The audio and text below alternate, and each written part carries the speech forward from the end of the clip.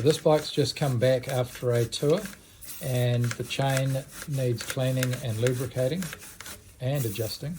So we're just cleaning the chain with brake clean using an SBV tool spray can, which you can refill, and a rag, and you can see it's coming up pretty clean.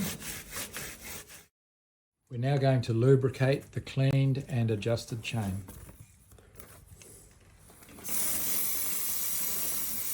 First of all, we spray into the back of the chain where the rubber O-rings are.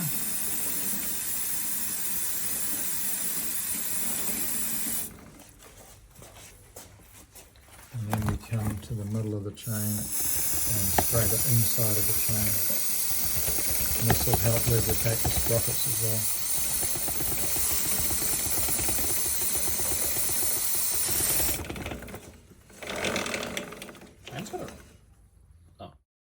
Our final job is to check the rear wheel spindle nut torque, 110 Newton meters.